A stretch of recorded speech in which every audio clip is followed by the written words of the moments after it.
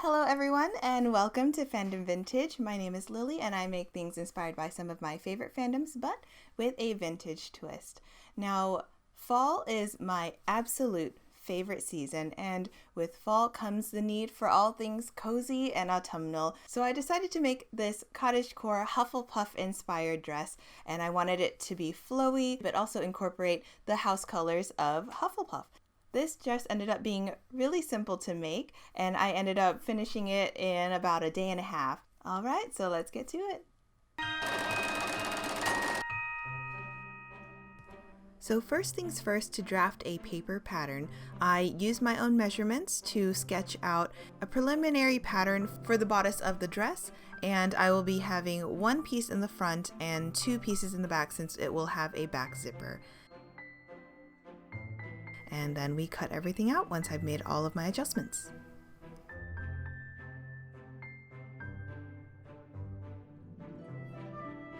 The fabric I chose for this dress is a polycotton twill in mustard. I just loved how light and airy it was, and it had a great flow to it. Laying my pattern pieces down, I then cut out the shapes of the bodice out of the fabric, making sure to leave a small seam allowance.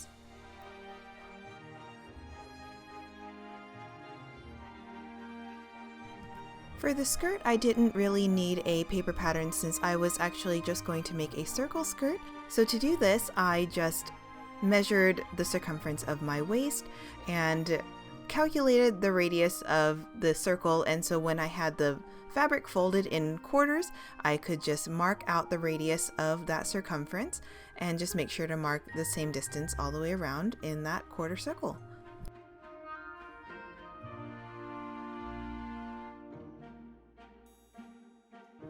And for the outer circumference of the skirt, I just used the same method, but just taking into account how long I wanted the skirt.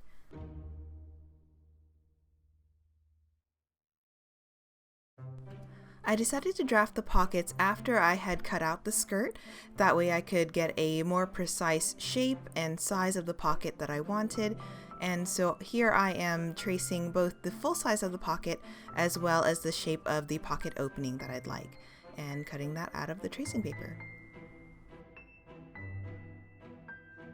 I cut the pocket shape out of 4 layers of fabric, and here I'm setting 2 aside, and the remaining 2 I will be using to cut out the shape of the pocket opening. So making sure everything lines up with the outside and cutting it off.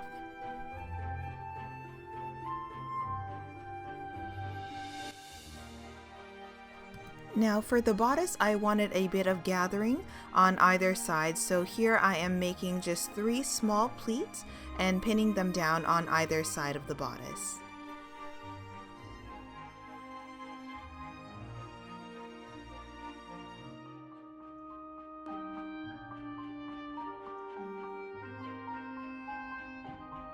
And just to keep the pleats in place, I ran a basting stitch along the bottom side of the bodice just to keep them from coming apart. So now we have all of our puzzle pieces cut out and laid out, and it's just time to assemble. First is to attach the bodice to the waistband. And I did want a bit of black detailing, so I'm using a black piping bias trim to go in between and just pinning that in between the pieces as we are joining them together. Now I did have to make sure that I had all the right sides of the fabric together, and also the piping on the right side of the fabric as well, so it shows up on the outside.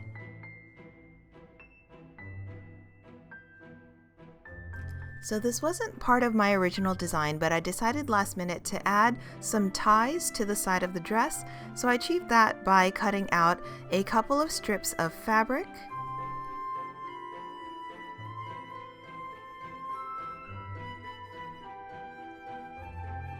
and then I serged them all together. I decided to use my serger on the edges of this project just because this fabric does tend to really fray. As you can see, everything is pinned down and ready to be sewn, and I have the tie sewn into the side of the waistband, as you can see. Now with sewing this, I used a zipper foot just to make sure I could sew as close as I could to the black trim. And this is what it looks like with the trim attached to the bodice and the waistband. Progress! So this is what the bodice looks like so far with the ties attached, as you can see on the side. So onto the skirt, the first thing I do is attach the pocket. So I pinned it in place and I'll be sewing along that curved edge of the pocket opening. And I almost forgot this part, but to add the trim to the pocket as well while I'm pinning the pieces together. And here just sewing it down, having a bit of a coffee break, and deciding to serge my seam and not realizing that my cord was under my dress form. Definitely moved my dress form far away after that. Alright, so front of the pocket is done. Now on to the back of the pocket. And here are my futile attempts to attach the back piece of the pocket to the piece that has already been attached to the skirt. Alright, finally done. So I just sew along the curved edge of those pockets and we have functional pockets, y'all. Now to attach the back of the skirt to the front. So after this, I did cut the skirt up the center of the back, and now I am just going to attach the top to the bottom. And here's me being overly excited about pockets as usual, and just showing you where I am with the dress so far. Now we just need a center back zipper. And in an ideal world, I would have a mustard color invisible zipper, but the store only had this butter yellow, so I just made do with what I could get my hands on at the time.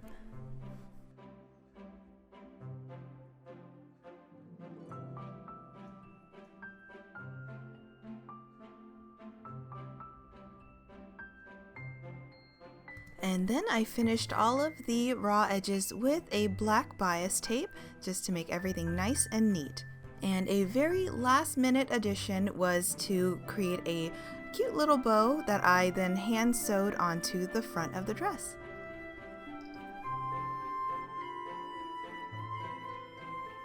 Only thing left to do now is to have a nice fall picnic.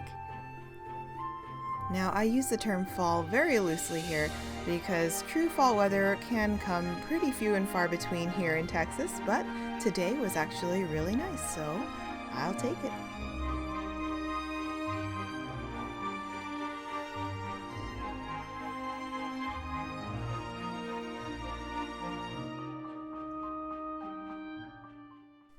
And that's the look.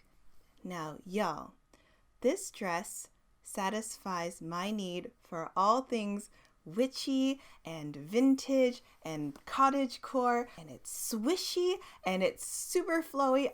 I love wearing this dress so much. I was twirling around in this thing like an idiot for who knows how long while poor Jason was trying to get shots of me in it and actually make me look like a decent human being, but I regret nothing. Now I hope that you enjoyed watching me make this dress as much as I enjoy wearing it. If you did, make sure to like my video and please subscribe to my channel for more vintage, geeky, crafty goodness. Thank you so much for watching, you guys. I'll see you all next time.